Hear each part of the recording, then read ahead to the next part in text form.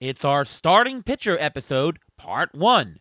And who better to talk pitchers than the founder of Pitcher List himself, Nick Pollack. We'll talk strategy, undervalued players, pitch level value, what to do with injury concerns, and much more.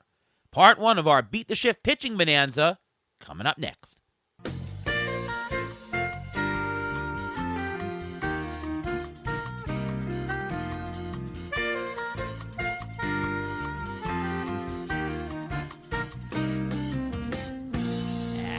And welcome to another episode of the Beat the Shift podcast. I am your host, Ariel Cohen, and with me as always is Ruvain Guy. How are you, Ruvain? I'm doing great. How are you doing today? I'm doing splendid. Ooh, long day for me. A bunch of meetings at work. You ever have those days, Ruvain, where just meeting after meeting and just you want to get out of there? Not really. I see patient after patient, not meeting after meeting, but it's getting there. We're already a week into February, which means spring training is right around the corner. Yeah, that's true. Yeah, you got a different dynamic there with the medical stuff where it's just another patient. My wife also is a medical person. She does that too. I don't know. So different. I'm off. Give me a computer and let me crunch some numbers, you know? Well, I got to do that too. I got to crunch all those charts after I see the patients, which takes more time than actually seeing the patient, which is nuts. Well, hopefully we won't talk too much about the injured pitchers, or maybe we will tonight. We're going to do pitchers tonight. Starting pitcher episode, part 1. There's so many pitchers. We split up into 2. And, of course, we have to have back the king of starting pitching here, king of pitcher list, Nick Pollack. Welcome back to the show, Nick. How are you? What is happening? I always love that intro music that you guys do. It's so lovely. I feel like I'm transported back to the early 90s. And watching Full House again. And don't ever call me the king of pitchers ever again, please. Thank you. You got it, dude. Nice. Nicely timed there. But, a couple of people have asked me, the theme music of our show is actually from a record of my brother's saxophone teacher. The album is called, Oneness World. And all the music from the show is from that album. So there you go. Incredible. What's going on with you at Pitcher List? Well, what's new? Oh, boy. So much. I just put out my top 400 starting pitchers article, which, of course, crashed everyone's phones because I decided to have a video so that you could see what everyone looks like inside of it. And obviously that was a terrible idea when you have, 150 videos trying to go off at the same time. So I just sorted all of that out. You can read it much easier now. And it's been a week of making sure that that's good, but we have all these fun things coming out with PLX. That is our new custom stats of mistake rate and strike minus ICR rates. Our new player pages have IVB and IHB and VAA and all the fun stuff that you want to know.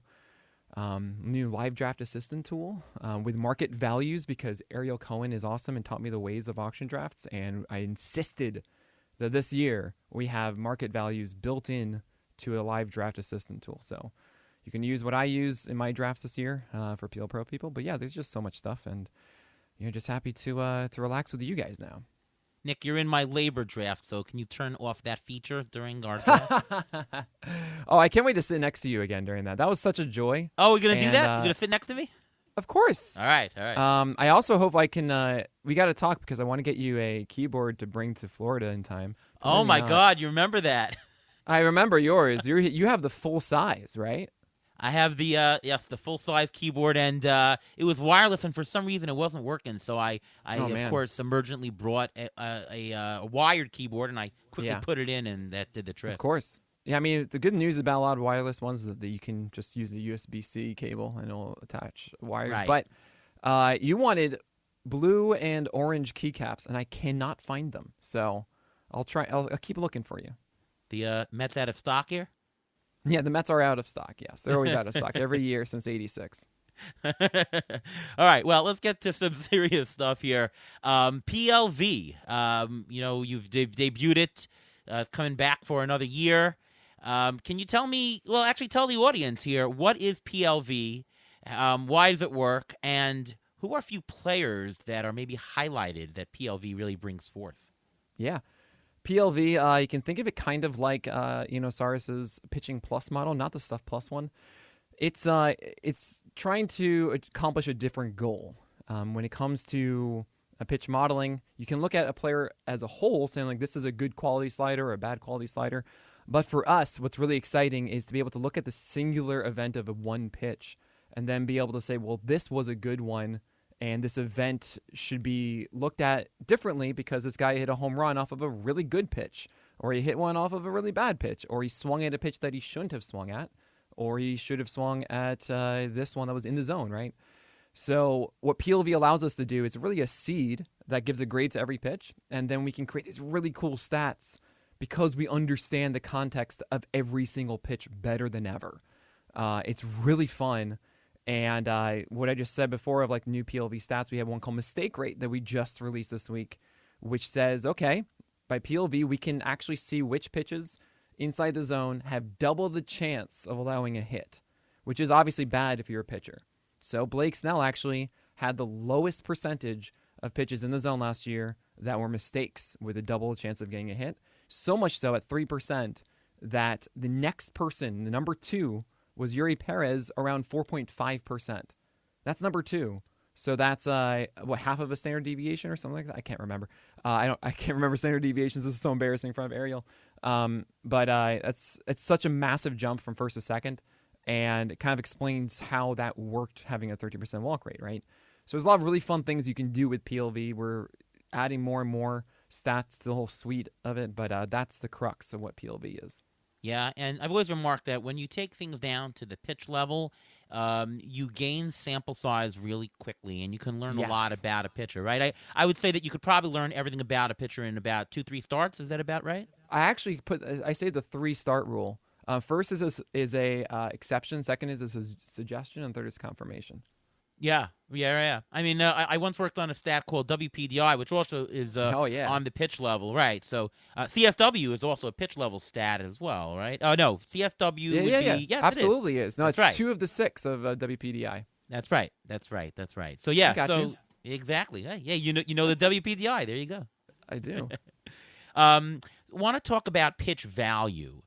So, we can talk exactly about what it is, but I want to get from you the context of sort of why it's important for us to look at. And, for a guy like me who I deal mostly with statistics. Now, obviously, we don't just look at high-level statistics like won-loss, ERA. We're smarter than that. We look more at components, strikeout rate, K-BP, and all that. But then there's also pitch value, is the value by pitch. Obviously, there's a velocity by pitch. There's also a change. Question is, what do we gain? Like, do we gain that much by spending the time to really drill down to specific values? Like, what do we have to gain by really doing these deep dives on a pitch level? That's a really, really good question, and I do want to make a distinction. There is something called pitch value. It's I believe it's a Baseball Info Solutions stat that essentially says, hey, when this pitch is thrown, what was the outcome? So it was a home run. Must have been a bad pitch, so we're going to give a negative value to that. Okay, this was another pitch. It was a swinging strike with the bases loaded. Thus, it's really good, and it changes the run value, so thus we're going to assign it that way. It only looks at the result of it, which always bothered me because you could throw the same exact pitch twice and get different results. Thus, it's going to be graded differently, and that just is wrong. Because, no, if you want to actually grade the pitch itself, it doesn't matter what the outcome was, right? So so that's why it's pitch level value. That's why it's PLV, the distinction there. But I know that's not really what you're talking about, but I'm sure people have seen that before, and that might be confusing. So what is the value, though, of understanding these metrics and, understanding the value of a pitch, right?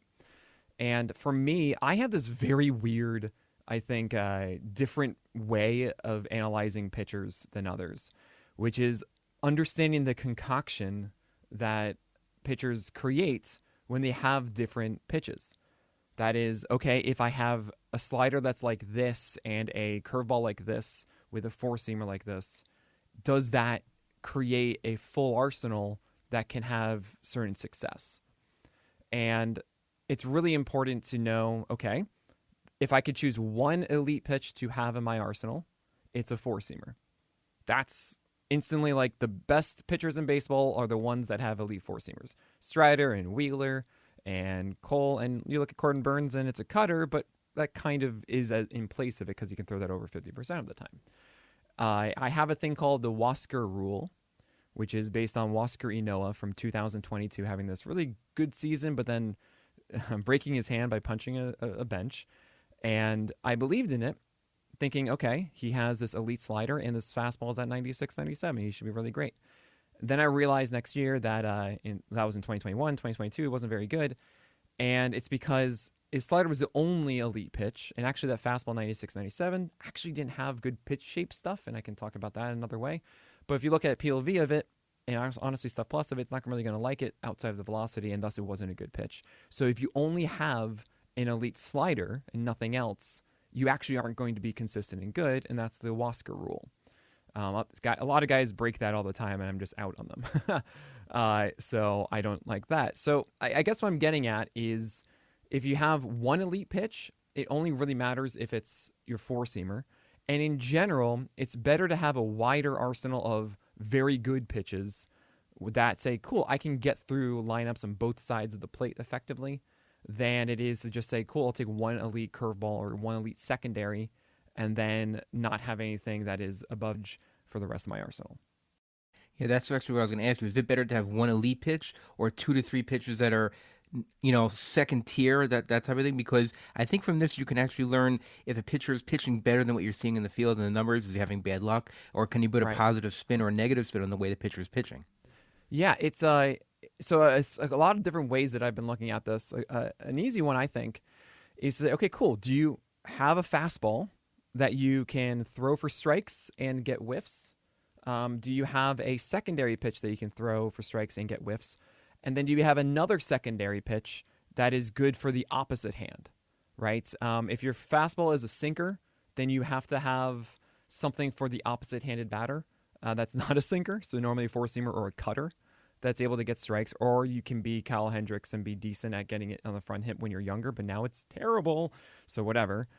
Or you can have just an elite changeup you throw like 50% of the time, and that gets you by like Logan Webb does to lefties. But the guess what I'm getting at is, like, let's say you have a sweeper as your best pitch and you have you're a sinker sweeper guy.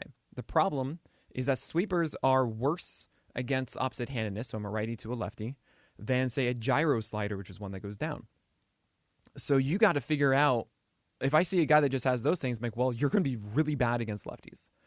And that is going to cap your ceiling, in my view, because until you find some really good changeup, or you find a four-seamer or a cutter, or just something else that traditionally does well, in all likelihood, that isn't going to change. And that's part of the value that is added with this stuff, is like, really, when you get down to it, like, what do you throw and what can you actually do with this stuff? And when I see pitchers that have weapons for both sides of the plate, they have fastballs that establish lots of strikes, and generally they command well and do all those little things, it creates the floor that we see in consistency. So really, at the end of the day, like, you shouldn't just be ignoring all the results, and you shouldn't just be like looking at the PLV labels and calling it a day. You should be saying, okay, does this make sense based on what they throw? And if it does, then everything's lovely and we're dancing in the meadow. But otherwise, if it doesn't, then we've got a conflict, and we got to kind of figure out, is this just luck that he's getting by on this? Or maybe there's some attributes of these that I'm missing that is why he's getting these results. So I want to ask you about pitch mix, because one very big blind spot of projections is that it assumes the same constant pitch mix, right? If you're evaluating how a pitcher did, right? If you're evaluating how a pitcher did over the last 3 years, well, it doesn't know that, wait a minute, maybe you've changed your pitch mix late in last year, and now you're much more successful, so actually your skill level has changed. It thinks you're the same pitcher, or at least, two-thirds of the same pitcher if you're looking at, the history. The question is, how can we identify the pitch mix changes? Or maybe what's the best source? What should we be watching? Who should we be listening to? And how do you think that really changes their value? How do you discern it? Like, if you see a pitcher is now changing his mix, and he's had 3 excellent starts, is that enough to say, wait a minute, well, because he's gone on with sliders and it's now 10% increase and he's dropped his whip, well, that's now it? Like, how do you discern that it's actually good? And where can everybody else listen and find out about these kinds of changes, which are not in projections? That's a blind spot, Yeah, I'm not going to tell you because I'd be out of a job. I'm just kidding. What you should be doing is following my SP roundup through the year. That's how I do it. I do this every night. I watch, or I try to watch as many as I can, but I'm writing this article every night about all 30 starting pitchers, and I'm seeing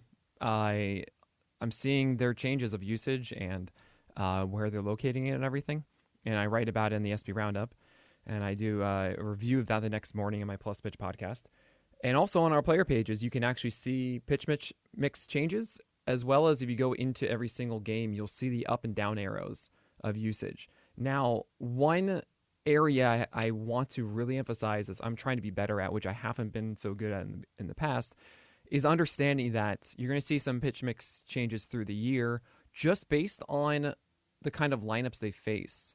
That is, if they're facing a lot of lefties that day, Carlos Carrasco's going to be throwing changeups, not sliders. If he's facing a lot of righties, he's going to be throwing sliders, not changeups.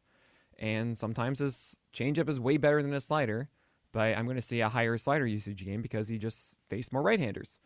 And it can be really difficult at times to figure out, is this like an actual shift until you actually look at it versus lefty or versus righty, which you can also do on our player pages. By the way, I think the last game that we went to, the last Met game, Carrasco was on the mound. I don't know if you remember that. Yeah, he was, and I think I was yelling about the changeup and stuff. Against Alex Wood? Right, you I were. remember screaming at the field, but what are you doing?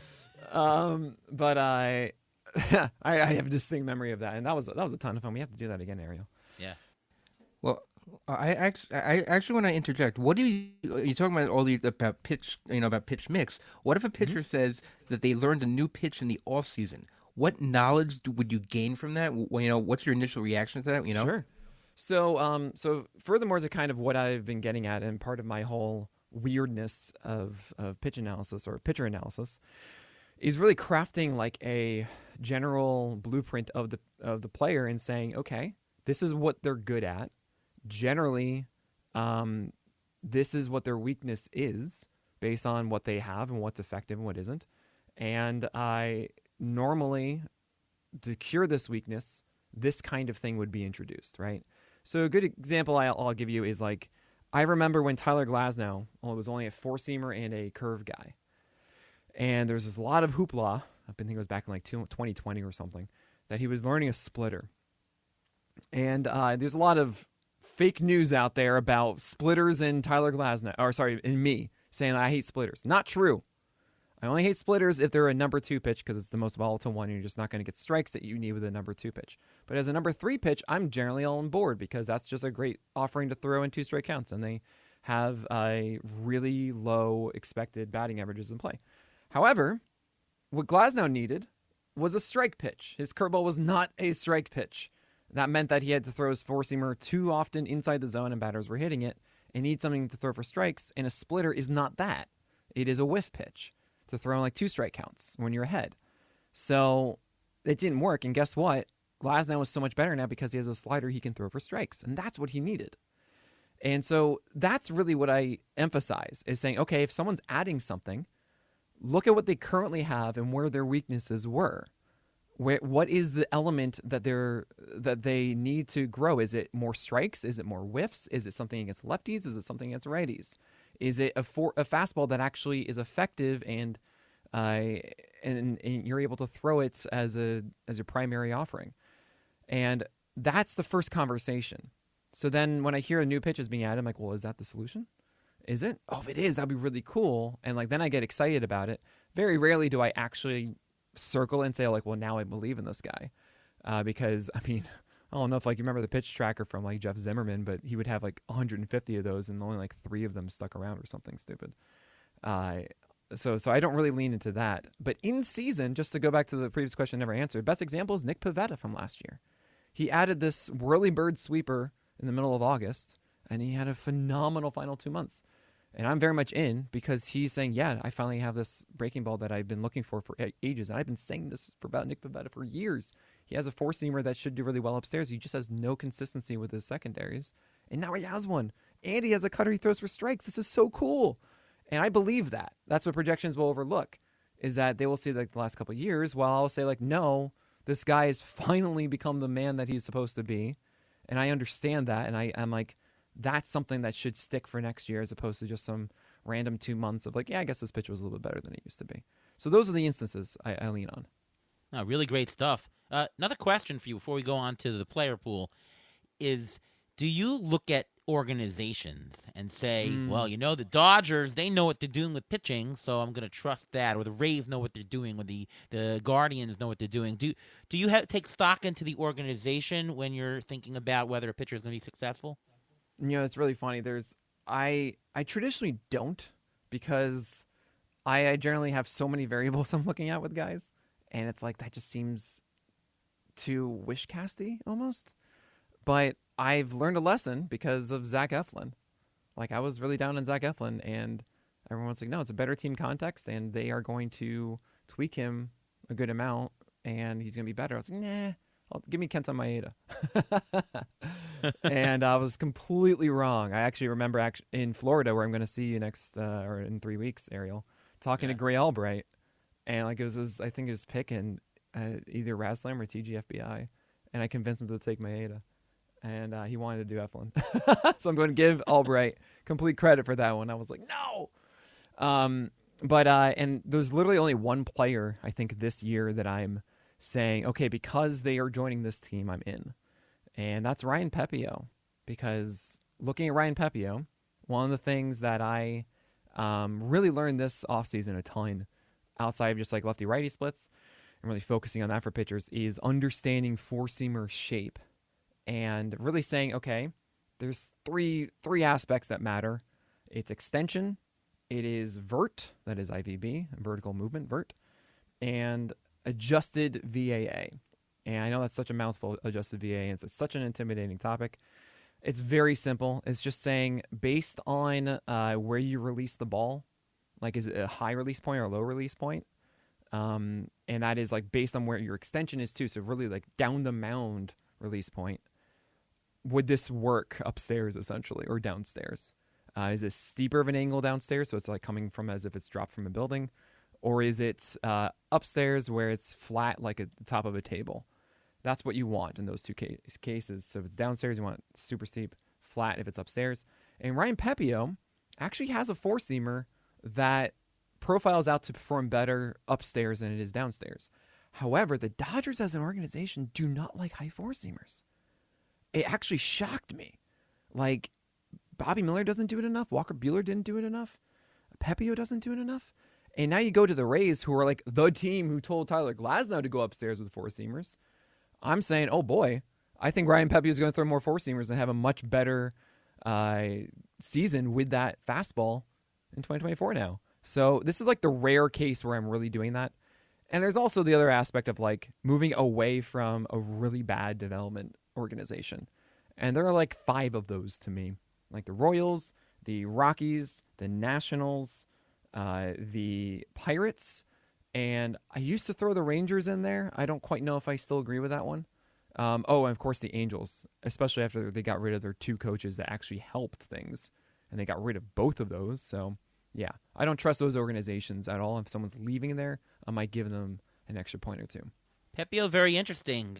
He had a .76 whip last year, which is pretty good, but his luck metrics were through the roof. 189 BABIP, 99% strand rate. I mean, if you have a 78% strand rate, you're lucky. So 99.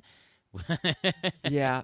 What's funny with all this stuff with me is that you're absolutely right. I mean, that will contort how we think about a lot of this stuff. It also is something that should just get shown to me inside of the pitch results, right? And when it comes to Pepio, it's just, yeah, he did get really fortunate in all of this, but like, all right, at the end of the day, what are the results of this pitch anyway? And man, I think it's 10% swing strike rate is going to go through the roof this year, and that's so fun. Well, I mean, anytime the Rays, like you said, it's very interesting to hear how you see how the Dodgers and the Rays differ, and you're interested in it. The Rays turnaround pitchers, a lot of them got hurt last year, though. I mean, I had tons of Jeffrey Springs, Drew Rasmussen shares, and for a while there, I'm like, yes, and then by the end of the year, no. So there you go. All right, let's talk about the player pool. Let's start with Ruvain here. By the way, usually Ruvain and I talk a lot more on the show here, but just these are stuff that, and I'm not gonna speak for Ruvain. For me, I just don't know this stuff as great as other stuff that I do, and really fantastic to hear you talk. I completely agree, and I'm just learning a lot just from listening, even from this 5 minutes. I mean, if you'd watched PitchCon, you'd gotten even more of this information. Well, I appreciate Absolutely. you guys. I feel like I am rambling a ton. I just can't stop talking about it. Well, we're going to It's talk some okay. more, and let's talk about the player pool observations. So I'm going to go to Ruvain first on there. We always talk before we set up a couple of undervalued players, just what the general shape of the player pool looks like. Anything interesting to note? So I'll leave it up to you, Ruvain. What are your thoughts on the 2024 starting pitcher player pool? Well, you got the top two studs. You got the two guys who are going in the first round, Spencer Strider and Garrett Cole, who are the quote unquote most safe. And then it's a matter of when you want to take your ace, or and who you believe in the most, and who you think is gonna be healthy, and where you want to gamble. If you want to gamble in the second round, people are doing that. You want to gamble in the third round, but I think it's actually safer to go in the fourth and fifth round. Get a safe, or quote unquote safe. When you're talking about pitchers, you don't know who's going to be safe. But a That's Logan right. Webb, or another Logan Gilbert, or Kodai Senga, who you have an idea of what you're going to get from them. It's they don't have any major, thank goodness they don't have any major injury histories or anything like that. The second round guys, you're talking about Wheeler, you're talking about Gausman, you're talking about Castillo. Yes, I think they're a little bit overpriced. I think they're going a little bit too soon, and I think you can get more value in the fourth, fifth, and even sixth round. So you can really you can get your hitters in the first couple rounds and even wait and still get almost the same type of quality in the second round that you can get in the fourth or fifth round. All right. What are your observations, Nick, on the drafting pool here for starting pitching? Um, it's something where I love. I mean, I'm very much geared to 12 teamers. It's pretty much what I talk about exclusively. Every so often, I'll jump into like the deeper stuff. But my general strategy every year is, hey, I get hitting first because the hitting cliff is much harsher than the pitching cliff. And man, this year, rounds 6 through 10 are as full as ever. There are so many quality arms that are capable of 180 innings. And the way that I really craft innings in my head is just, are they going every 5 days? And are they guys that I expect pretty much every night to be able to go 6 innings? If that's the case, cool, that's 180 over a season. Great, awesome. And considering last year that I believe only 15 of the top 31 starters made at least 25 starts by ADP last year, it's kind of hard to really say like, cool, this is the safest thing, as Ravain was saying.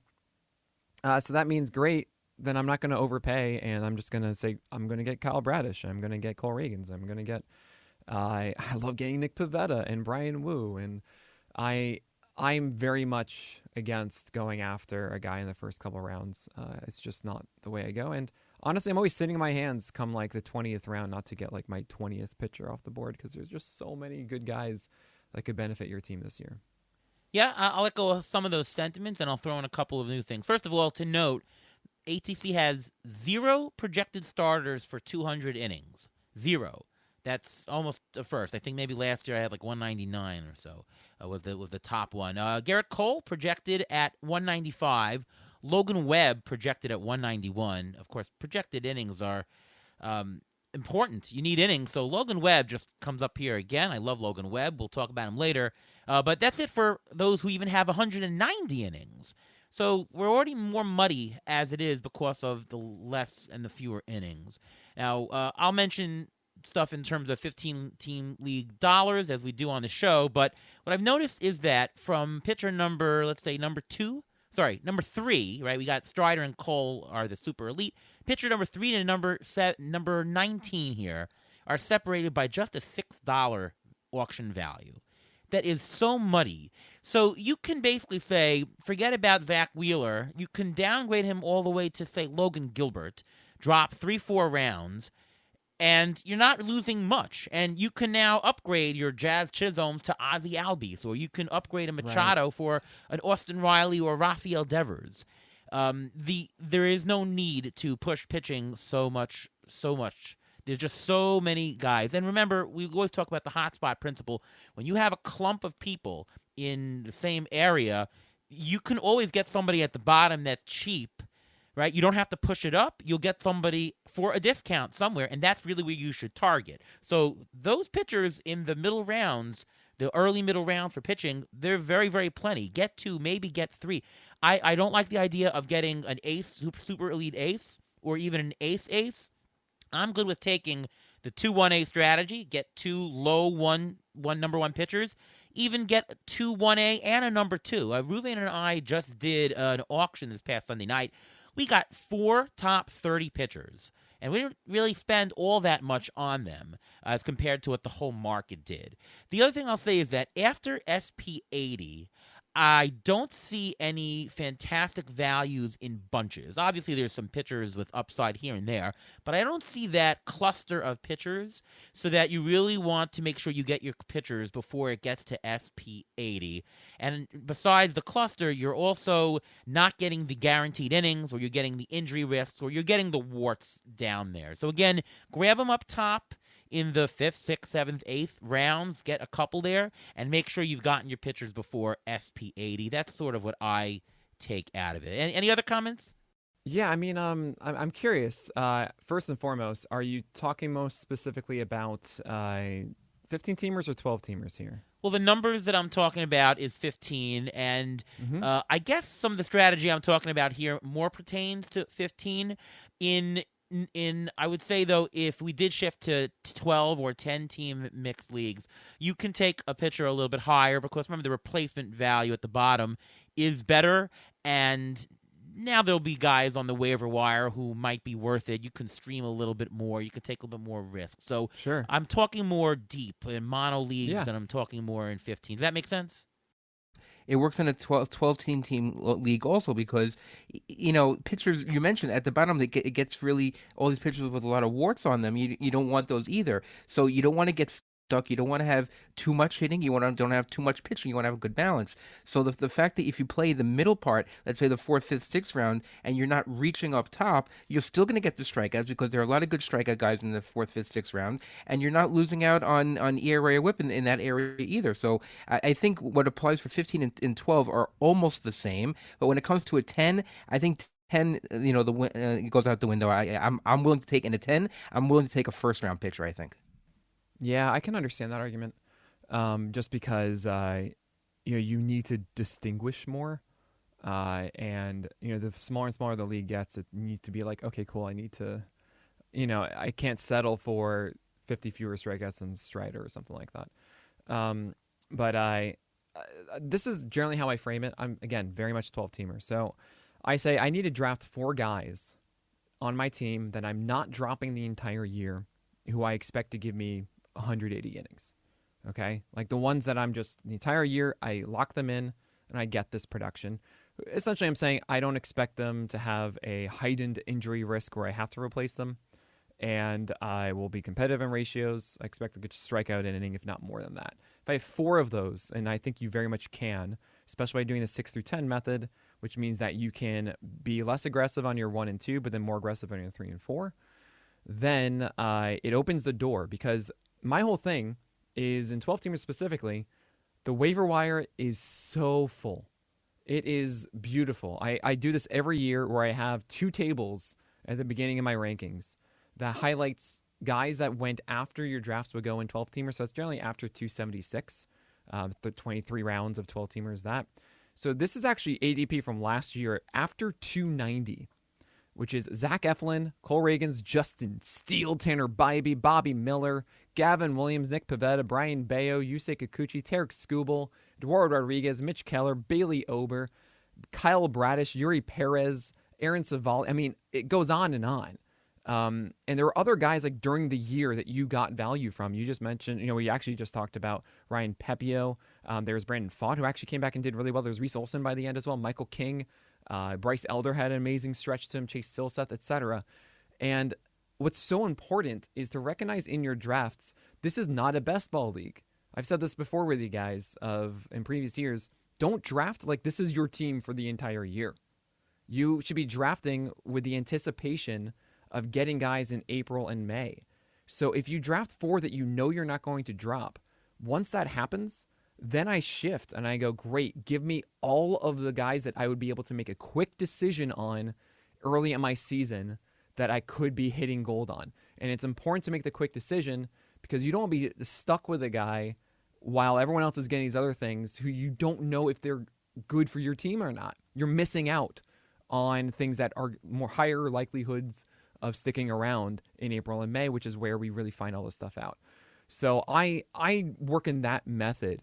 And that means that, Ariel talking about SP80 or so, and I can understand that completely. It's a lot of deep flyers. There's a reason I can do top 400 starting pitchers, because I understand that where there is some way that this does work out for guys, right? Every pitcher is a major leaguer for some reason, and things can change. Like, guys can be throwing harder. They can learn a slider all of a sudden. They can get a new grip for a changeup like Merrill Kelly did out of nowhere 2 years ago. These things can just change on a drop of a hat. And it's just so important to structure your teams out of the draft in a way that you are anticipating dropping some of them early. I cannot emphasize that enough. Interesting, because I guess it's a little different philosophy, because I'm suggesting you sort of make sure you get your guys before SP80, and maybe that's because I'm not as good as you in picking the pitchers after pick 290. So I want to be more sure of what I know, and obviously yes, there's always gonna be instances where I pick up people. I'll do the best I can, but I want to get more of the starters in my lineup that I can. Maybe it's just because I'm not as good, Well, 15-teamer is a different thing, right? 12-team it's all about the burn and churn. It's all about, like, is this working? Is this doing the thing that's going in the right direction? No, move on. Because you should not be set. I mean, Ariel, you talk about this with your auction drafts, right? You don't want to leave the draft with $260. You want to leave the draft with $290. That's how you win. So I see this mistake so often of guys are keeping mediocre pitchers on their team and not chasing something else, feeling like that's value when it's not. You're just creating an average team. Instead, you should be trying to fill your roster as much as you can with SP4s, right? Not SP8s. So you can do that in a 12-teamer, especially if you just keep going after it. You will get there and be producing. And not to say, like, as you go through it, you're going to just get zero value. Absolutely not. You're often going to get value in this, but it's not really quite the game-changing thing, which is pretty much what the average thing is anyway. 15-teamers, it's harder to do that. And in 15-teamers, I certainly understand saying, hey, there's an earlier cutoff point for what is good here, because you can't be stranded and so far behind earlier on, because there's a fewer number of large impact guys on the waiver wire throughout the year. 100%. I would probably extend my 4 that I like to probably about 6 or so that I feel like I won't drop into 15-teamer because of that importance. So a couple of important questions, and yeah. I want to have Ruvain and I answer before we get your take. Please. Just I'm curious. Sorry. Yeah. Which do you make sure? Obviously, you need strikeouts and you need ERA and WHIP. Obviously, you need everything. But if you had to pick one that it's more important to press and grab in drafts first, is it the strikeouts or are they the ratios? Which should you pay more attention to? Ruvain, what do you think? I like getting one of each, but I preferably I'd want the strikeout guy, because the ratios you can make up with the middle relievers. If you don't like your SP4 or SP5 start that week, if you throw in a middle reliever, they can make up some of those ratios during the course of the year. So I think having that strikeout guy, especially because toward the end of the year, a lot of people are just throwing out 2-star pitchers or trying to get 2-star pitchers just to have those extra strikeouts. So if you have that strikeout guy to begin with, you don't have the issue. And the ratios can be made up during the course of the year, even with the middle relievers, so you don't have to worry as much as grabbing, say I need a guy with great ERA and WHIP because I'm going to fall behind. Unless you know you're going to get a strike guy like a Dylan Cease, who's going to get you a ton of strikeouts but may not be the best for your ERA and WHIP, then you may want to get another ERA and WHIP guy just to balance him out. So for me, the answer used to be ratios. Kyle Hendricks. Make sure you get those type of guys first, because you can always make up the strikeouts by getting 2-star pitchers. You can make it up later, but you can't correct ERA and WHIP better. Nowadays, it's shifted more towards the strikeouts. Strikeouts are just more dependable, so they make better investments. A good strikeout guy, he's going to have value, period, because the ERA could be more in flux. So I would say that as the pitching is getting worse and as innings are drying up, it's now swung over to strikeouts. All right, what say you, Nick? Oh, man. There is no correct answer. The real answer to me is making sure you're not falling behind. I don't want to draft a team that is just overly focused on strikeouts. I don't want to focus on a team that's only focused on ratios, right? And there is a really good argument to be had, like, look, if you get behind in strikeouts, like, you're just not going to get it. You're done by like middle of June or so. Like, it's just, you're so far behind, and these other guys are just going to keep pumping forward, and you can't, now if you stay even with them, like, you can't do it. And Remaining makes a really good point about just about ratios are easier to make up with middle relievers. They are volatile a little bit. It's kind of weird sometimes, but you're absolutely right. Generally, you should be able to benefit from that. There isn't an option for that. You can also make the same case if you want really about strikeouts too. They're going to throw in a good one of those, and it's kind of why I actually like to focus on getting a really high strikeout closer because it does really help me balance out the team. There's something massive to say about that.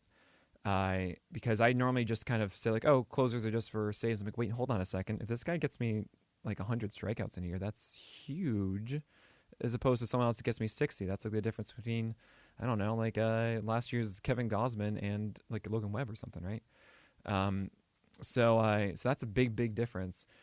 But at the end of the day, it's I try to really just say I want above average, really just the complete package of it, and they'll complement each other, right? I won't go for Hunter Green. I find myself realizing that I can go for a huge strikeout guy, but it's kind of rare to have a really high strikeout guy who has horrible ratios because he just won't last long enough in games. Nick They won't Lodolo. go, and Nick Lodolo is a very interesting one because we just don't know what to do there. I mean, I like Nick Lodolo more than Hunter Green because I think that Lodolo is more of a complete pitcher who's able to go a little deeper into games, and Hunter Green, who has honestly a bad fastball shape, but it's just really hard, and he doesn't command it so well. But I don't want to draft Hunter Green anywhere. But at the end of the day, I find myself thinking, okay, there's another aspect of this that is not being talked about here, which is if you have great ratios and you don't have like a 15% strikeout rate. Let's just say it's like a great ratio is like a 20 to 25. So I call them Hollies, which is a step up from a Toby, right? Which is kind of like your Chris Bassett almost. They're going to get you wins too.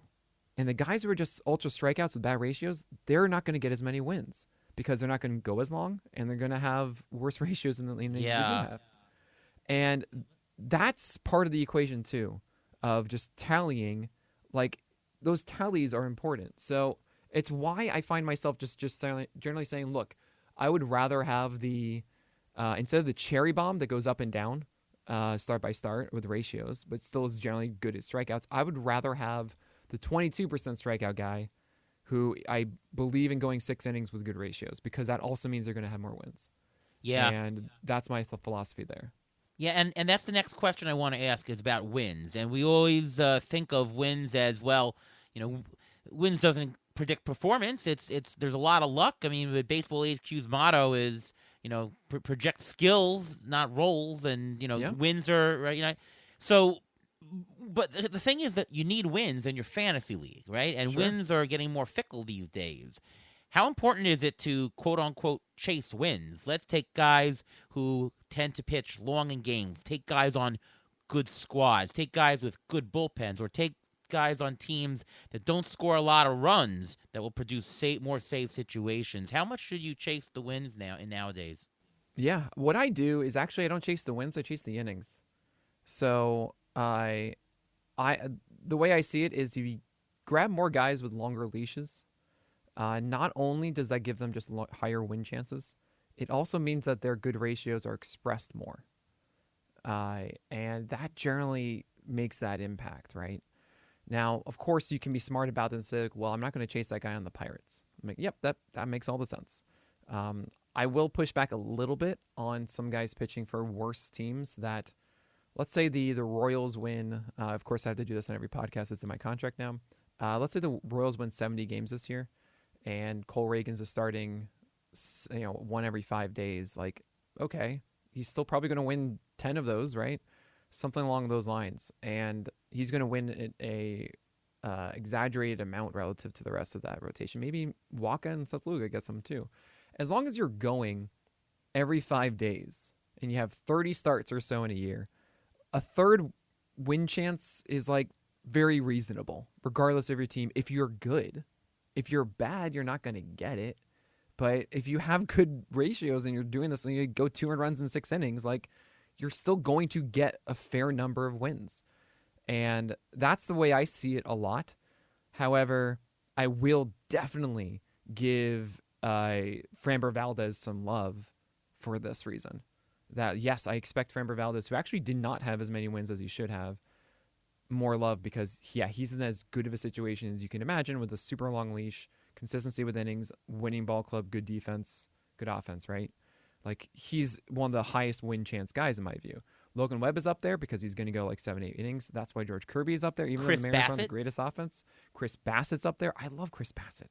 He averaged going into the 7th inning in games last year. Right. I mean, that's unheard amazing. Of. Yeah. And that's what you can do with nowadays. Right, yeah. I mean, I've been too low on Justin Verlander because I think the skills degradation is happening. And we just saw like a 21% strikeout rate from him, and it's just going to get worse, I think. But then again, Eno says he's Nolan Ryan. I'm like, oh, man. That's did you see Kate Upton at any Citi Field games this year? I don't. Verlander, he wasn't on the Mets long enough for me to see him, though. I did see her. I did see her at the game. Yeah. I've not. They probably lost that game too. They did. Yeah, there you go. The Mets lost the line. So even if you're Justin Verlander and Kate Upton's at the game, it doesn't guarantee you a win. But I mean, if you have a pitcher on a good team and versus a pitcher on a bad team, like let's say you're in round, I'll give an example. Let's say round 6 or 7, and you have a choice between Jesus Luzardo or Dylan Cease or Kyle Bradish. I mean, who are you going to take? You're going to take the Kyle Bradish because you have a better chance of wins. I would think, Well, yeah. I mean, for me, that's like. This is my point, I guess, what I'm getting at. Wins are a really good tiebreaker a lot, and sometimes it really swings a guy up or down. But when I think about Kyle Bradish, my thoughts are the best slider from any starting pitcher in the majors. I'm serious. Spencer Strider's is as good as it is because his fastball's so good, not because of the slider itself. It's crazy how good Kyle Bradish's is. And then, as you mentioned, right, Orioles are going to win a ton of games. Super long leash. Ratios should be great. Curveball that should be thrown more. Really bad four-seamer that he's allowing fewer balls in play on, which is good. He moved to a sinker, which is nice, but he still can improve on locating that four-seamer. But because he has such a good slider and such a good curveball, and in that team context, like that is such a safe, fantastic situation.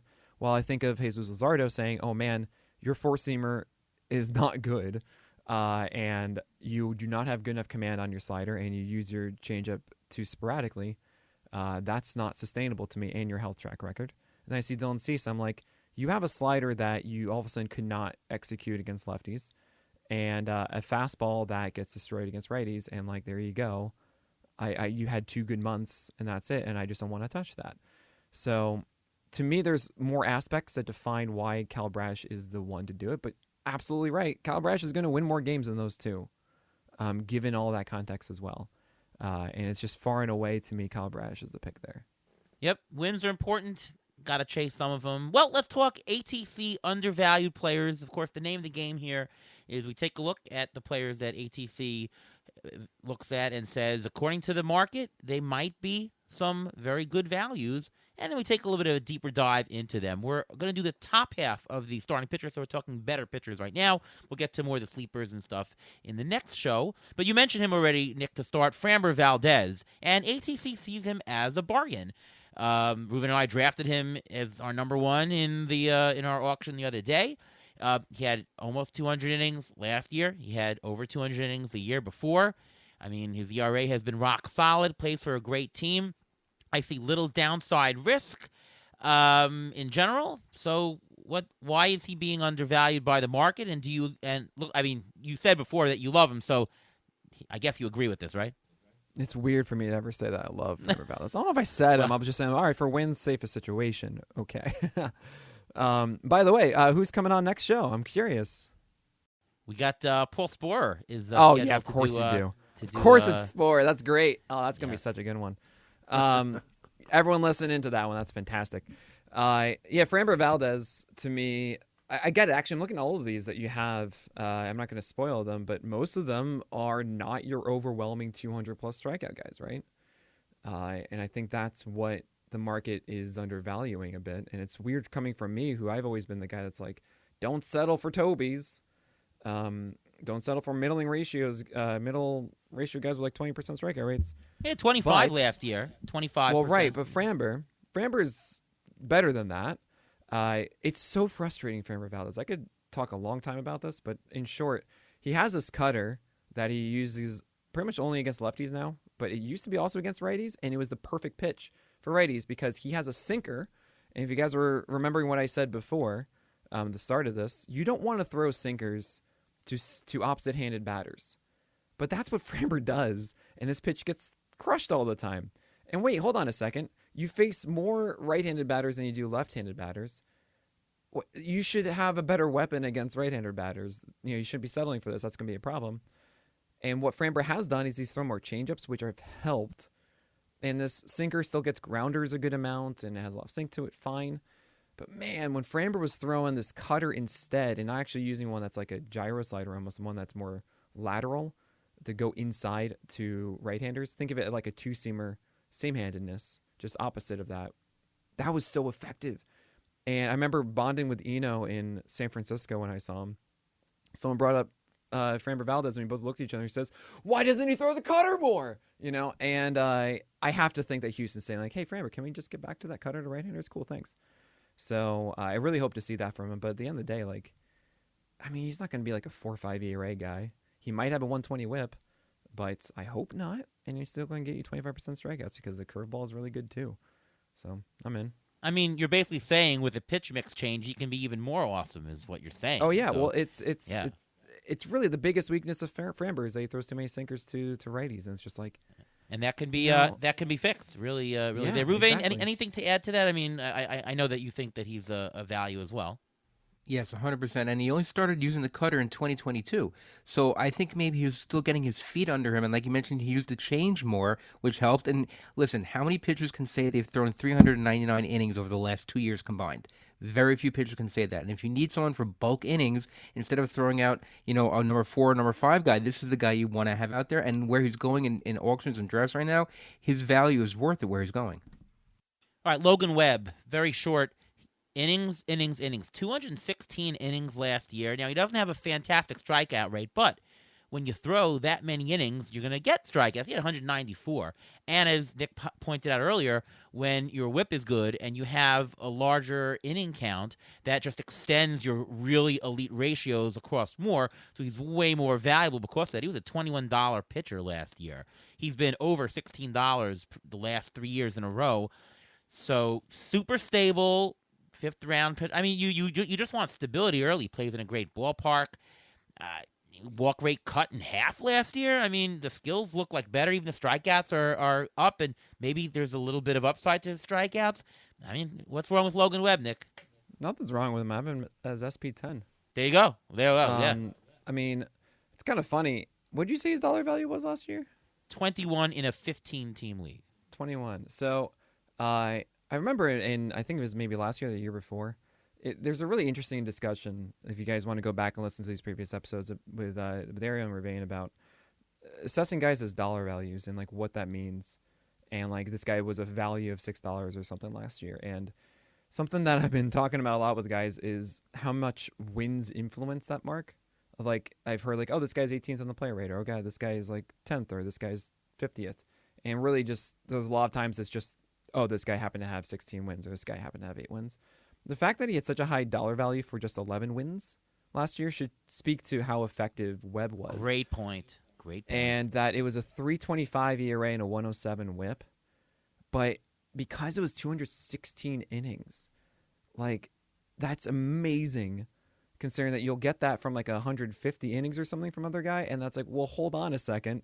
You're getting what, like 45% more expression of those ratios? Like, unreal, right? I love that. So what Logan Webb does is it's kind of hilarious. He just throws arguably the greatest changeup in baseball. And he does it to both sides of the plate, does not matter, or to both batters. And his sinker, because this changeup is now the focus. Like, he had games last year. I asked Sarah Langs on Twitter, I was like, how many times have we seen a pitcher throw this year over 60 changeups in one game. And she's like, yeah, it's just Logan Webb. Like, only Logan Webb does that. It was like 2 or 3 games that he did that. But the fact that he throws more changeups than sinkers is amazing because it mirrors the sinker perfectly, which means that Logan Webb has the #1 called strike rate on sinkers. And is the sinker this absurdly good contact mitigator? No, I would not say that. We have a new stat called ICR that we've been using for a couple of years and I've been really leaning into, which is ideal contact rate. Essentially says when this ball is put into play, when is it good for the hitter? Over a 50% chance of being a hit, as opposed to the other forms of contact, which are like 15% and lower, right? So when you see a pitch, the best pitches in the game are going to be like sub 30%. Generally, we see around 40% for fastballs. And yeah, Logan Webb, 41% ICR. Like, it's kind of average at this. It's actually 36th percentile of all sinkers. And yet he's so good because it's a 32% called strike rate. 32%, a third of the time that Logan Webb throws a sinker, it's a called strike. Just think about that for a second. You know, CSW is good at 30%. This is just one half of CSW, and it's already over 30%. Yeah, I mean, is that something that they're going to adjust to the league? Where they can't. They can't. They can't because he throws it less than the changeup. Right. So the changeup, and he commands his changeup so well. Webb's changeup is like the best commanded changeup, and that just goes right under the zone. So and he's got a 62% ground ball rate. So if you have a good infield there, 62. I mean, which they generally do, right? It's And crazy. they got rid of Brandon Crawford because he was not as good at the end, so that works. Didn't and then we you see throw in a Brandon slider. Crawford at the Arizona Fall League game? Wasn't Did he there we? one year? I don't know. I mean, maybe when he was playing in it. No. He came. He No, came not that long ago. after the season. Here's Brandon Crawford throwing at the first pitch. Wasn't that him? Oh, maybe that's right. That's totally possible. But I was trying to be charming at the time, so I probably wasn't listening. No, the slider is the other part that you mentioned. Actually, has some strikeout upside. Yeah, because he keeps trying to figure out how to get his slider back from 2021, which was a massively higher swing strike rate. We're talking a swing strike rate of 22% on that slider in 2021 that fell to just 10% last year. And he's changed the grips on. He was trying to get it back, and I just look at this and say, oh, Logan Webb, you could be better than last year. You could have, you can figure out that slider, and all of a sudden now you have a even better weapon against right-handers to then create I don't know, instead of a 23% carry, a 25%, and you do that over 200 innings. Like, this is amazing. I want this. This is such a high floor, and I'm in. Well, I throw a lot of changeups in my softball game and Hey. generate weak contact, and I've developed this nice hard screwball that sort of pairs with my changeup. And Hold on a second. Hold on, Ariel. You're throwing underhand, correct? That's right. So how do you throw a screwball? Screwball. I'm jerking it clockwise with my right hand, and I'm throwing it across my body so I get the action. Right, because you would say the opposite of what you'd call the motion for a curveball. Yeah, it's exactly what it is. Screwballs are going to tail into the right-handed batter as opposed to away from it. Cool, because one of the things I hear all the time is people calling changeups screwballs, and they're not. A screwball properly is like throwing a curveball, but you do it like the walk like an Egyptian thing. It's the opposite. It's the opposite movement on Right. your hand. So It's the instead of opposite your torque. pinky leading the curveball, your thumb is leading the yes, curveball. correct. It's the thumb. And I'm so happy you agree with this because honestly, this has been a point of contention. Yes, so yes. many times, and I keep hearing people call changeups scroogey like Devin Williams, and is he actually going out like a changeup? No, or sorry, like a curveball? No. Okay, never mind. It's just a super pronated changeup then. Definitely. You just see what these pitchers are throwing, and you see your ability to throw, and you mimic that. All right. Well, anyway, let's go on to next pitcher. Max Fried. I'm going to go to Ruvain first because this is really an injury issue. Max Fried, when he pitches, is fantastic. We've seen it every single year. He's had an ERA pretty much under 3 for the last 4 years in a row, and 5 out of the last 6. His whip has been, hovering around or below 1.1. So we know he's good, and he also has a good changeup as well. Question of staying on the field, he had some concerning health issues. He only managed 78 innings. I drafted him last year in a bunch of leagues and did not help me in those. Ruvain, are you okay with Max Fried? Are you confident he's going to get through? ATC projections are at 162 innings. Are you confident in that? I'm going to say maybe. The reason I'm going to say maybe, he's never thrown more than 185 innings in a season. He's always had health concerns. Last year was a hamstring, forearm, blister, but he still posted the highest K rate of his since 2019. So I think that he may get to that total. It'll be close. It'll be probably in between 155 and 165 if I had to say it, because I think the Braves are going to be careful with him. I think they're going to treat him the same way the Dodgers will treat their starting pitchers. They want him to be ready for the postseason. They want him to be ready, 100% healthy, no problem. So I think they're going to be very extra careful, give him extra rest if he needs it. If any little thing comes up, he's going to sit down. The Braves are deepest starting pitchers in their minor system, so I don't think that's going to be an issue. The one thing that I did look for was after he came back from his forearm injury, I checked his velocity. There was no dip in the velocity when he came back, and that was a good sign. That means that I think this forearm issue may be behind him, which gives me the confidence to say that he'll have the over of the 162, 165 inning threshold. But still, he's playing for a team that's playing for the World Series, not for the regular season. And that's something you have to take into account when you draft Braves pitchers and when you draft Dodgers pitchers. All right, so Nick, I think that you think that he's a decent pitcher. On level between 1 and 10, 10 being I'm very nervous. How nervous are you about him getting through the year health-wise? 8. Okay, yeah. And actually, it's really funny, Ariel. I don't know if you remember this. I think it was Florida last year. Maybe it was Arizona a year and a half ago. Do you remember talking about like risk assessment? And we both labeled Max Fried as like the safest guy going into 2023.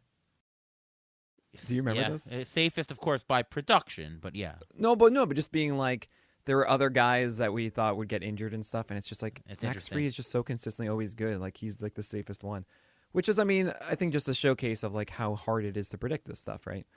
And I that stuck with me so much. I just remember laughing internally because I would never express like any sort of positivity of seeing a guy like Max Fried get injured like this. But it was just, oh my, I was like, are you kidding me? Like, this is the guy we thought would be so safe. Yeah. I'm incredibly nervous for a couple of reasons. One, I mean, just to talk about Ruvain's point, like, that's a really good one. I hadn't even considered how Atlanta might just baby him a bit and say, rest this week, rest that week. And let's say then it totals, I don't know, 140 innings for the year. Unlike it is, say, Glasnow, where that's not going to be innings you get with someone else, right? Those missing innings, you don't just put them on the IL and then be able to replace it. Those are ones you have to endure for the entire year, which is a huge differentiation when you talk about expected innings from a guy. And I try to avoid those. I call those hipsters, headache-inducing pitchers stifling the roster, right? So you just don't want to do that. But let's just say, hey, you know what? We think that Atlanta's going to go every 5 days with him. I talked to Stephen Lyman. I trust him a lot in this, and I imagine, Ruvain, you'd have the same feelings of just saying, look, forearm strains are tears, and that's a tear that generally doesn't disappear, and it's about a year or so for you to be out of the woods on it. Partial tear. You make a good point about velocity coming back. Tear. Right. I mean, still a tear, right? Correct. It's a partial tear. Very much so. How can you have a partial tear? It's a tear or a tear. It's like saying I've got 2.5 bags. It's a bag. Well, that's what a sprain or a strain is. A sprain. Think of a tendon or a muscle as a rope of a ship. You can take some of those fibers off. It's still intact, okay. but it's a little bit. But it's still not the same. I'm absolutely with you here. A good example of this, actually, we even saw last year. I don't know if I can trust the velocity. Because we saw with Carlos Rodon, if you look at last year in 2023, he actually had the same velocity on average for the full year as he did in 2022. However, once Rodon did come back, it took him about 2 months to finally like really ramp up to like 96 for 2 games. And then just like that, 94, 93 and change. And I'm not ready to say that Fried's forearm is just good now. I'm very terrified about it. And I'm likely, I mean, the whole thing, this is the worst thing that we do in the offseason is try to predict volume and injuries. And all you can really do is just put a number on like the scale of just what you want to risk on this, right? And where he's going in drafts, to me, I just am not going to take a chance on that and have the anxiety. Could I be missing out on production at that point in the draft? Absolutely. However, I'm going to trust that if that is the outcome and I'm behind someone else who did get him there, then I get fortunate or at least have skills enough to catch up in the pitching departments elsewhere, right? I'm not going to make that the focus of my season. It's like last year we talked about the DeGrom influence, right? How much better he is than everyone else. Thus, where are you going to expect it? And everyone, there's a common thing of like, well, let's say you get 120 innings from DeGrom. I'm like, 120? I'm like, you get like 30.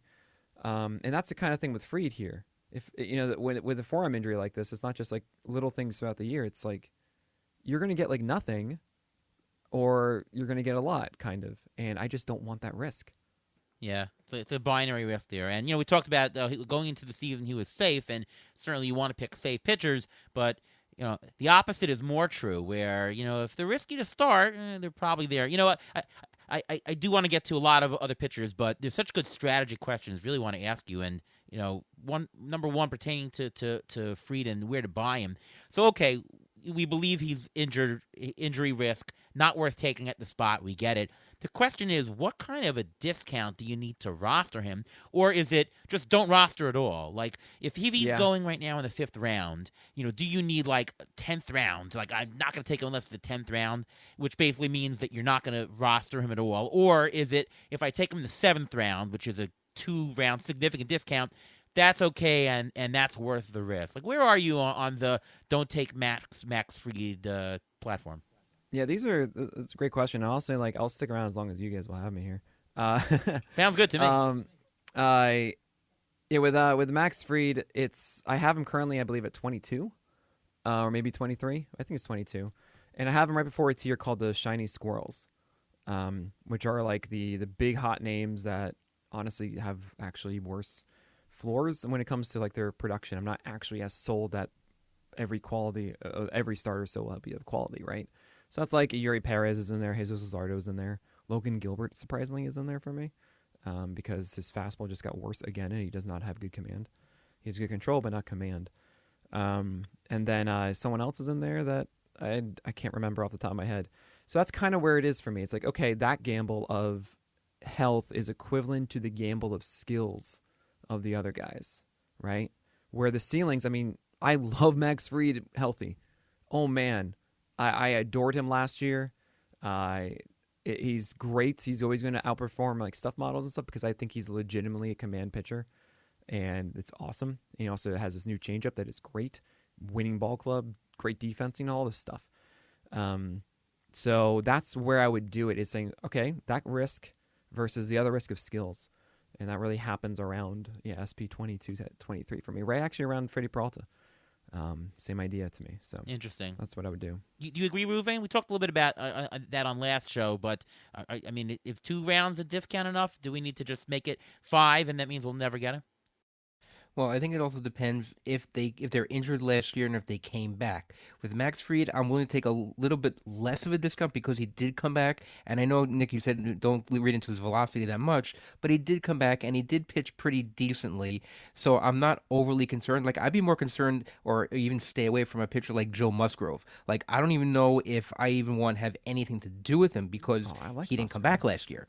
So, a pitcher like that, even a 5-round discount is not going to persuade me to take him. But a Max Fried, if I get a 1 or 2, maybe even maybe a 2-round discount, then I'd think about taking him. I like Musgrove too, but the question is injury risk, right? Do I want to roster such a player, right? Right. His injury isn't as extreme, I think, as a shoulder issues, though. It was inflammation, which we see all the time. Shoulder issues would have gotten you out of, say, like Zach Gallen and Zach Wheeler, in multiple seasons.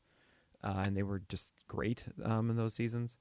It's not like a capsule injury for Musgrove, right? It's not a rotator cuff injury. No, it's and not. I honestly, It's not. my whole take on the Musgrove thing is that was a situation, actually, brought it up, of Mexico City affecting him, which I didn't even think about before. But more so just shortened season, He got a little pushed, like because he was just trying to get back into it. Body wasn't quite ready for that. It's not like a lingering thing to me that now he's still going to be hurt and needs to get surgery or something along those lines. It's not what I see. I think it's important to have the conversations about the specific players to see whether we believe the injury risk or not. And then the second part of it, of course, is deciding if I believe in the risk, what do I do with it? They're two separate issues, right? Yeah, two sure. separate components. The other question I wanted to ask you is, you said you're not sure. We're talking about Max Fried. Will they baby him? Well, what about Yamamoto on the Dodgers? Sure. No guarantee he's going to get to that number of innings. Maybe they'll baby him. They signed Kershaw. Obviously, that's going to be – it's not babied. He's just going to come back in the end. But the idea is that they might be cautious with some of their big investments, and they might say, you know what, this is all for playoffs. Where are you on Yamamoto? And, of course, Yamamoto has the other story of, well, he's a foreign player playing in the league. Who knows if he can really adjust? Where are you on Yamamoto in general? I mean, my understanding of his arsenal is just super high quality consistency throughout it, which I absolutely adore. And again, pitching for the Dodgers is generally good. It's a 6-man. And I've also said that 6-man rotations are like Fellowship of the Ring, where it starts off with a large party of high expectations and it ends in the end of the year with 2 guys barely struggling to survive. So with the Dodgers, I think they actually will listen to it with Yamamoto because they signed him for 10 years and he's really young and he does not have any experience of this kind of workload every 5 days. So I'm expecting 150 from him. Bobby Miller, maybe slightly more. Like he's going to be their workhorse this year, I think. And they would be willing to let him be inside of every 5 days more so than anyone else on that roster. But honestly, it could just be a 6-man the entire way through because they do have a decent number of guys in the minors that could come up and make an impact. Kyle Hurt is one, or River Ryan is one. Kyle Hurt, I really like River Ryan. Really good extension, incredibly athletic kid.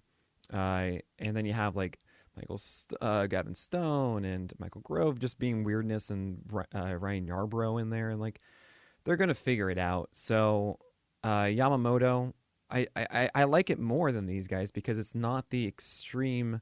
Well, he's going to get 0 or 30 innings or something. Right. It's not a binary risk. It's just tapering it's it. just right. cool, okay, 150. Well, I just think I'm going to get that many quality innings. So these are great points, fantastic. by the way. And, I always tell people it's not about, is this player good? Is that player good? It's understanding the context of why it's a good choice from a fantasy perspective and doing that. All right, before we go any further, it's time for the Injury Gurus Trivia of the Week. Well, the next pitcher we're going to talk about is Zach Eflin. Zach Eflin threw a career-high 177 innings last year for the Rays. So the trivia question for the week is this. Can you name the last 3 Rays pitchers to throw more than 180 innings in a season? Morton? Charlie Morton's one of them. 2019, he threw 194. Because remember, the Rays are not known for letting their pitchers go very deep. Rays pitcher, what was the innings amount again?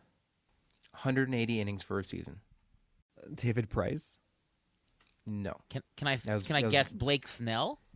Blake Snell is correct. Oh, yeah, 180 in 2018. And I got another one. 2018, yes. Chris Archer must have done it. Yeah, your favorite, Chris Archer. He did it a couple of times.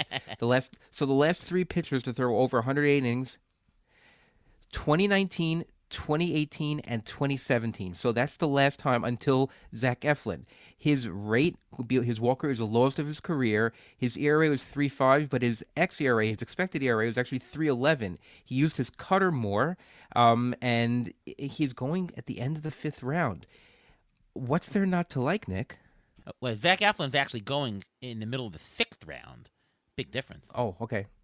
6th round. What's there not to like? Where do I have Eflin? I think I have Eflin at 13 or something like that. SP 13? Yeah, 14? That's something along those lines. I should really have this memorized. I just put it out this week, okay? I'm still remembering everything now. With Eflin, I do feel as if it was a peak season last year. I have Eflin at 18 inside of my savings accounts, which is just safety. starters. And yeah, the tier 3 before that is all like the risky aces. But yeah, with Eflin, it's really like all across his repertoire. He even got value out of his terrible four-seamer because the Rays like, you know what, you don't throw it at all, and you're just going to surprise guys with 2 strikes upstairs. Just do that. And he somehow gets swing strikes on it because it's only in 2 strike counts, and everyone thinks it's going to act like the two-seamer, and it doesn't. I love the fact that he added this cutter. You know, as you mentioned, he got the most out of his curveball, which isn't just as simple as like throw it more. It's, hey, let's get it consistent more, because he always wanted to throw it more with the Phillies. He just couldn't have it in a given game. Like he would test it out in the bullpen, and it wasn't there, and he wouldn't throw it. So I like it. I also think that he's going to take a step back because he just squeezed everything he had out of it last year. And generally when you see a peak season like that, it does not stay as a plateau. Do you think he has a bottom, or do you think that he has a pretty safe floor? Because at the price that he's going, he could take several steps back, and he's still a value. And by the way, even if he's not a bargain, even if he holds some 80% of his value, that's still pretty good for what you're getting at your number 1, maybe number 2 starter at the worst, right? Do you see any issue with that? Because to me, it's a good piece to put in your puzzle. And you know, that walk rate last year was phenomenal. He had a 3.4% walk rate. I mean, we're talking George Kirby territory almost, but with the strikeouts. So he's super, in my opinion, for the price. Yeah, I don't think he's got the same put away rates. That is, when he's throwing pitches in 2 strike counts, how efficient is he getting a strikeout? And that's going to likely take a step back this year, which means that you're probably not going to get the same number of strikeouts from Eflin in 2024. But yeah, I mean, I have him in my top 20. I have him at just 161 strikeouts projected. He had 186 last year. So even with 25 less strikeouts, still an incredible bargain. Yeah. Again, even with fewer strikeouts, it's all good. And really, I have him like Kyle Bradish, Zach Eflin, Joe Musgrove, Framber Valdez, Kodai Senga, just kind of hanging out together, right? This is going to be production for you. You're going to be cool with it. I have him above the shiny squirrels, as I mentioned, of Yuri Perez and Tarek Skubal, Logan Gilbert, Jesus Luzardo, Blake Snell. And I have him below the really fun ones I think will take that step and be great, of Yamamoto and Bobby Miller and Cole Reagans and Grayson Rodriguez and Tyler Glasnow. And yes, I know I have Cole Reagans at 14 because I believe it. And that is my, like, I hate that it's become such a thing of me. I'm like, oh yeah, well, Nick has to do it, but I thought I was going to be so low on him, and nope. But anyway, Zach Eflin, yeah, it's going to be good. Just don't expect as good. I mean, anything to differ, Ruvain? No, I like where he's going, and I think he's where he's going. You're not gonna his floor is basically known. I mean, we saw what he was with the Phillies. This is a different pitcher than he was with the Phillies. So I think his floor is not that. I think his floor is to the point where if you take him where you're getting to get him now, you're not gonna you'll break even. You're not gonna lose money, but you'll break even, I think. Yeah, his pitch mix is totally different. He's a different pitcher, more cutters and curveballs, and that really did him well. Next pitcher, Tanner Bybee, who I think actually can take a step up in strikeouts this year. I think he can really grow in that. I mean, he was phenomenal. You know, one of the guys who came on as a fab pick and really was successful. Under 3 ERA, 118 WHIP. And he's going in the 8th round, which is, you know, about par value, a little bit of a bargain, actually. Not a bad spot to take maybe a number 3 there, maybe even number 2. It depends on what your build is. In I guess in 12-team leagues, it wouldn't be a 2. It would be more of a 3-4 almost. But a good pitcher, Tanner Bybee. Any thoughts on it? I love the organization. I love the Guardians for developing this pitching. So I trust the organization as well. Yeah, I don't trust the Guardians, and I know that sounds really weird.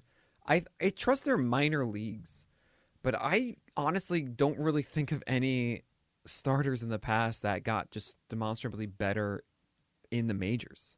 Like, they showed up, and that's what they are. Well, development. I mean, they've developed well, and you've had good pitchers as a result. Well, I mean, but that development happened in the minors is my point. So, like, Right. when they became starters, and I don't think it gets better as far as development now is what I'm getting at. And when I look at Bybee, I watched a lot of him last year because generally what my eye test says about his command and his approach just does not match the results. And my gosh, his slider and changeup command is just not good. It really is just one of those things that drive me up the wall. And watching him, and he got good results, and it worked out. And it was so many times I just feel like he's throwing and not executing. And his four seamer, this pitch that he says, "All right, stay verti and make sure I'm good on that." It's not a good four seamer. It's actually a very detrimental one for him. He does stay vertical on it, but very bad pitch shape. Should not be this great pitch for him. So I see a classic Guardians pitcher of slider and changeup focus without a good fastball. And the fact that Tanner Bybee is a worse Carlos Carrasco to me of old bothers me. It's very possible that he improves on his command of his changeup and his slider as well to make it less just hanging out in the zone. However, I kind of believe that he's going to get worse before he gets better, which has me out on Bybee. He's inside my top 40. Like, if he's my fourth starting pitcher, then fine. I'll take this. But there are a lot that are expecting him to take another leap for stability, and I just can't do it. So I'm out on Bybee. All right, great to hear your thoughts. Ruvain, are you a fan of Bybee?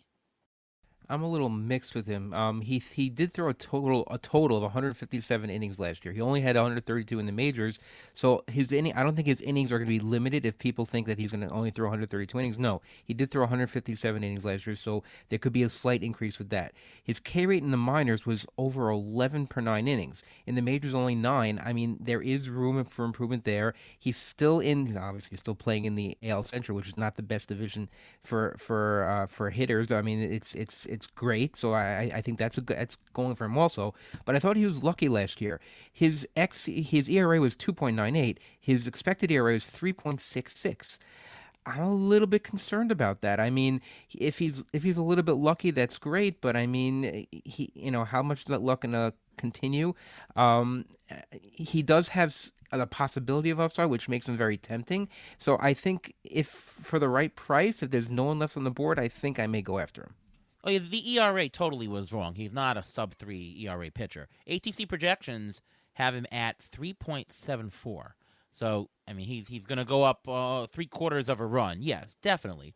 Price is still somewhat decent. At least I think so. But good to hear Nick's thoughts on him.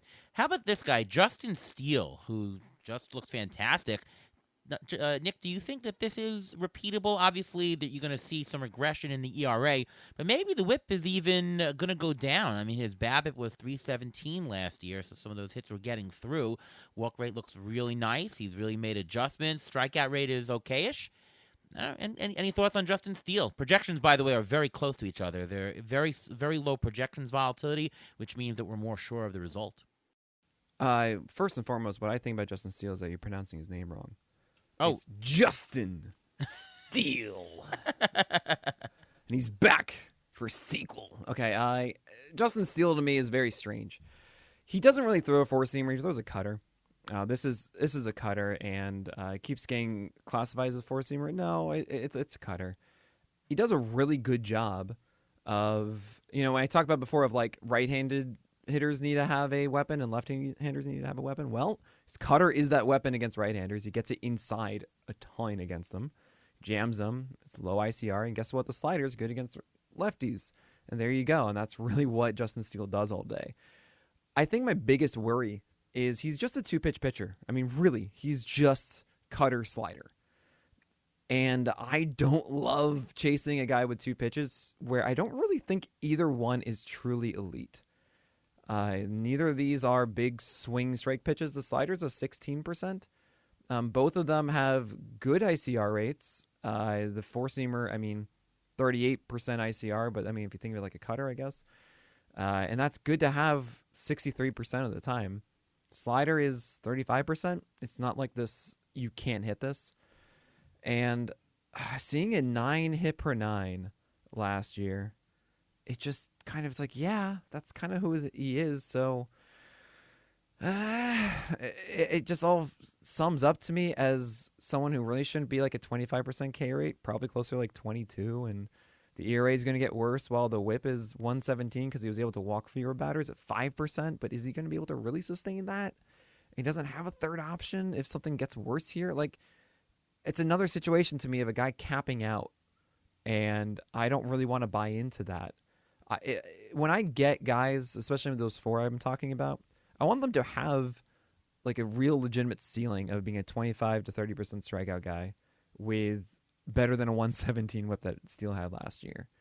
I don't really see Justin Steele becoming this like 3 ERA, 105 whip, 25 to 27% strikeout rate arm. I really don't see that with this cutter and slider. So that has me out for that reason of not really having those easier paths to the better extremes. Ruben, I want to go on to you with Shane Bieber, another injury guy. This is somebody who's really getting a discount in the market. I mean, auction dollars worth 14, and he's going for an auction equivalent of 8, which is tremendous. And, it's still acceptable. We're talking at about a 12th, 13th round, so you don't have to sacrifice a 6th, 7th round pick for a guy. But, I mean, he's got good skills. We've seen him just 2 years ago in 2022. He was a $20 pitcher throwing 200 innings. Are you concerned about Shane Bieber? Is this a good risk to take to roster him at a nice discount, which you are getting, according to projections at least? Well, where he's going, his risk is more acceptable than Max Fried. Just for context, Max Fried is 2 years old. Max Fried is 2 years older than Shane Bieber, and Zach Eflin is younger than Shane Bieber. You think of these people, you think of how long they've been in the league and everything like that, but he's got elbow inflammation. He had elbow inflammation. That could be anything. They may be hiding something they don't know what's going on. Sometimes inflammation can hide a tear. You don't even know what's going on, but you're getting the injury discount baked into where he's going right now. He did come back at the end of last year. He was able to make a couple of starts, but he's going in the same round around Mitch Keller, Jose Barrios, Christian Javier. A lot of those guys, Barrios had a good year last year, but Christian Javier didn't really. I think, why not be willing to take the risk on Shane Bieber at this level and not a Christian Javier? So Shane Bieber had a 3.8 ERA. Can he stay below a 4 ERA? Can he get back down to maybe like a 115 whip? And where are you with the health concerns, Nick? Well, I think it's really valid, what Vane was saying, and it's interesting because I could actually see how Bieber is better this year and retain some of the strikeout numbers. I honestly think it's a key of not allowing his fastball to creep up as much as it does, because it does have good IVB, but actually really low adjusted VAA, which means that it's actually better located low, and he can actually steal a lot of the called strikes, which is what he does as a Guardians pitcher, is that he steals called strikes with his four-seamer and then tries to get you out with his secondary stuff. And that could return again. I don't really see that out of the question, even though he's throwing 91 miles per hour now. But yeah, the health is another concern. And considering in 12-teamers for me, Shane Bieber is a Toby these days of being a 20% strikeout rate. That's what you're kind of expecting. Yeah, you don't draft Tobies in the first place, but if you want to chase the ceiling of Bieber and saying like that fastball is going to get better to set up more strikeouts, well, that is counterbalanced by that heightened injury risk. So yeah, I'm not really chasing this. Yeah, I have reservations about him too. We had a chance to draft him the other day, but we decided not to. I'm still risk averse in at this level as well. Any lower, maybe 3-4 rounds later, then I'd take more gambles on guys who had shown the upside. Because you can toss them away more here. I think the opportunity cost is still, you're not going to want to throw them away when you're sacrificing a 12th round pick. And there are and in a straight draft, there are other players at this level, at this pick, I should say, where I'm much more interested in. And you might want to grab maybe a hitter who completes a certain category for you. So I'm just not in at this spot for Bieber as well. And sometimes you get to just ignore the name and look at the numbers, because if you see the name, you see Shane Bieber, you're not going to want to drop him. But if you see the numbers and the numbers don't jive with the name, then you should have no problem dropping. But people see the name and they just can't let go. Last pitcher to talk about today, Chris Bassett. We spoke about him earlier that he goes into the 7th inning on average, and you don't see that much. Pitched 200 innings. I mean, he's gained in innings the last couple of years. He was out a couple of years ago with a fluky hit in the head type of injury, which he bounced back well. Because he last in games, he had 16 wins last year, 15 wins the year before. The ERA looks like it's a nice floor. Now, the only thing is he for the earlier part of his career, was pitching in really good pitchers' parks. We're talking about Oakland, New York. Now he's in Toronto, although Toronto actually changed their park, and it's much more of a pitcher-friendly park than it was. So that really helped him a lot. His whip has been kept down. He's been a consistent low BABIP, so I think he has a better whip floor, and I think he has enough Ks. It's one of those guys you talked about earlier, Nick, where it's not a 20, it's 23, it's 22, something like that, where you're getting something, and just like Zach Greinke, who you got worried when his velocity was down the spring, he did that too. He was pacing himself for big inning stints, so he sort of knows his body. I kind of like that tangentially about him, and Toronto should have a lot of offense. So you put the fact that he can have some wins again, that there's a nice floor on some of his ERA, whip, and even strikeout metrics, and he's going a little bit cheaper than he probably should according to projections. Not a bad pick. I wouldn't really bank on it, but he's a guy that I don't have a problem taking. I really don't. Ariel, who was the Mets pitcher? I think it was a Mets pitcher who had like 10 earned runs in the final game of the year. The Mets pitcher? Well, maybe not the Mets pitcher. The fantasy pitcher you always talk about. Lance Painter for the Rockies. Okay. It's tell called me the about Painter that. effect. Yeah. What is that? That's where the last day of the season, like his ERA was really awesome until the last day of the season, and because he was in a meaningless game and he just gave up 10 runs, it went from a fine ERA, and then because of that one outing, it looked like a terrible ERA on the last day of the year, and that was Lance Painter, and some people call it the Painter effect. So what if I told you that the reverse Painter, so what is it, like the I don't know, the invisible spray? The Bassett for the year had 3.60 ERA. However, his first game of the year was 9 earned runs. And after that, well, what do you know? Chris Bassett had a 3.25 ERA instead of a 1.19 WHIP. It was a 1.14 WHIP for the year. That's a huge thing, right? So I hope that helps people understand like what actually Bassett was like last season. And that was his first start for the Jays, and it was just, they were like, what did we just get? But yeah, I dig Bassett. Something I've been talking about a lot with Eno is stuff models. This is a thing that he says. Stuff models are negligent once you throw like 6 pitches. And Bassett throws 7, 8, arguably, actually, because we now split up sweeper and slider inside of our pitcherless player pages. So pretty much every pitch, sinker, cutter, curve, four-seamer, sweeper, changeup, slider, splitter, he threw it last year. The cool thing is that it takes the sinker, which has a mistake rate that is like 191st percentile. Like he throws some of the biggest mistakes inside the zone. It's probably because of the sinker.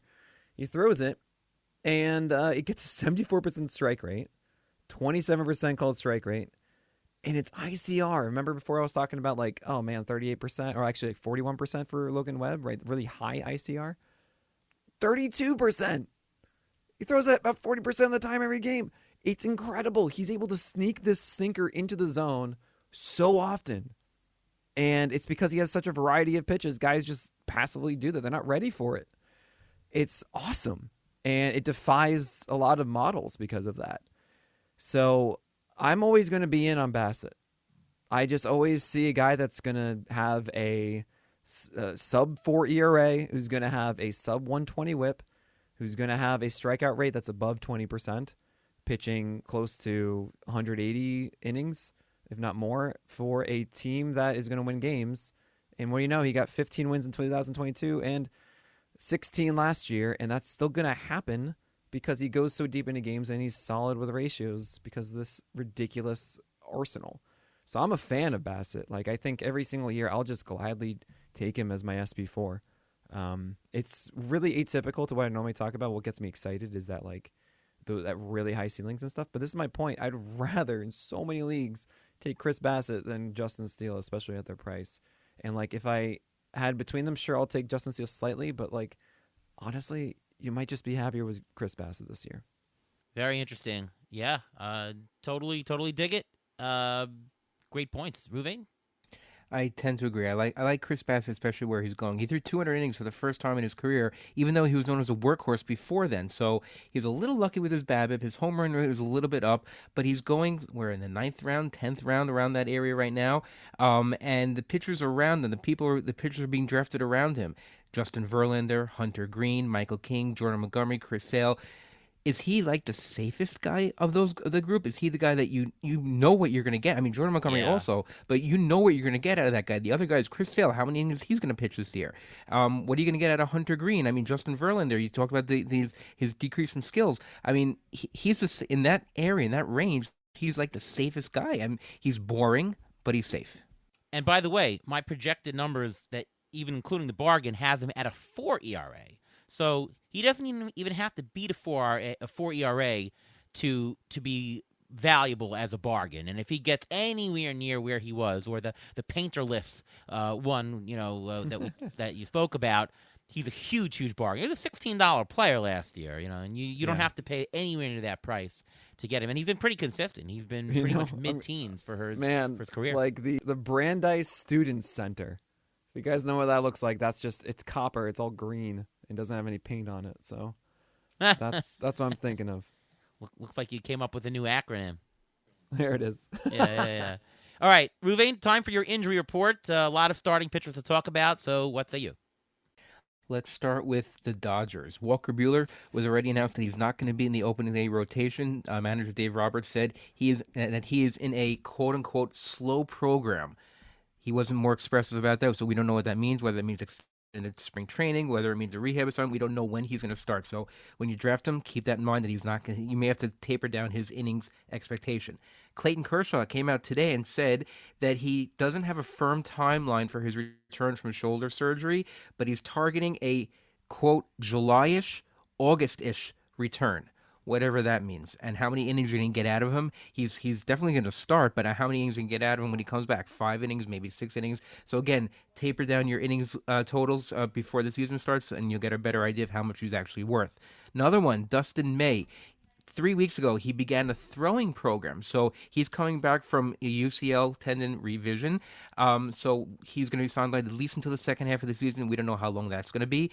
In December, Nestor Cortez began a throwing program.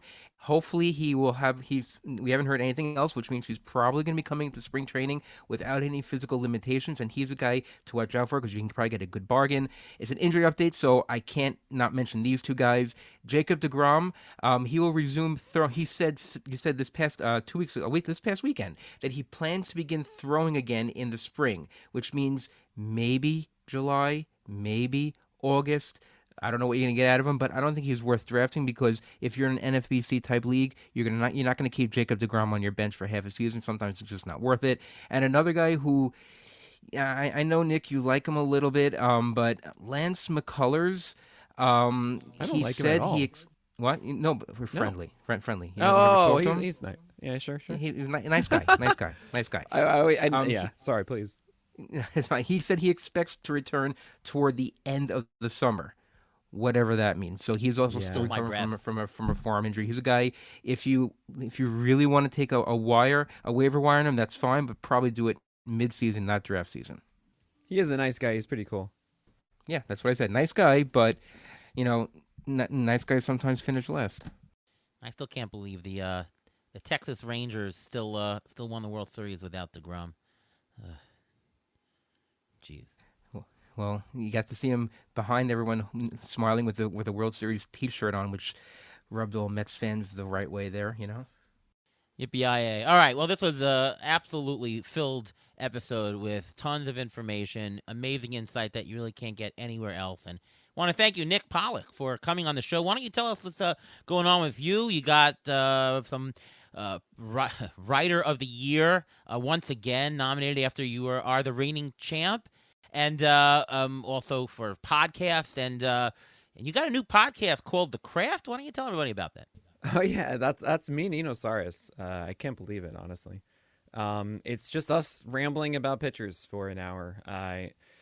We're each gonna bring one or two pitchers to the other that we don't know who we're gonna be talking about, and the whole point is for us to go on tangents about these guys and just ask questions to each other to kind of replicate what it's like of us hanging out in the hallways of First Pitch, Arizona. It is incredibly fun, and we hope that you give it a listen. But yeah, I'm just super lucky to be able to do a podcast with Dino.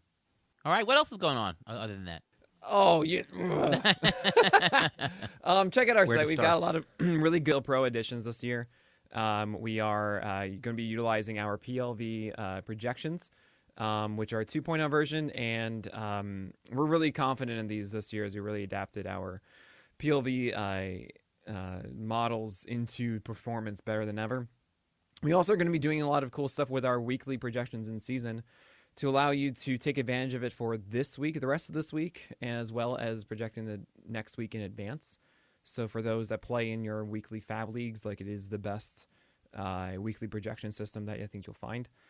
Really good for everybody to get exactly what you want out of that one. That's for PL Pro users. We also have all those apps I talk about with understanding IVB and Vert, and all those are the same things, and extension and just the VAA, and those are going to be behind the paywall of PL Pro in about a week or two. So check that out. And last but not least, we have PL Pro Lifetime going away in a week. So if you guys were thinking about jumping in there, you can get PL Pro for life at obviously a lifetime discount. So go check that out. It's the best way to support what we do. Amazing. All right, Ruvain, what about you? You can follow me on Twitter, X, whatever you want to call it, at MLB Injury Guru, where I tweet out injury updates. They're already slowly starting to come in as pitchers are starting to report to camp. You can also catch my in-season article on Rotoballer discussing these injuries and many more. All right, I'm Ariel Cohen. I'm over at Fangraphs, over at Rotoballer. Got projections up on multiple sites at Fangraphs, CBS Sportsline, RotoWire this year. That's new. And, yeah, you can listen to me every week on the Beat the Shift podcast. Of course, my Twitter handle, at ATCNY, tied for the shortest handle in fantasy sports baseball. Yeah. All right, well, that's a story. Part one of the Pitchers with Nick Pollack. Thank you so much once again for coming on the show. We'll have part two in about a week. You won't want to miss that one. And so, once again, thanks, Nick Pollack. From everyone else here at Beat the Shift, we'll see you next time.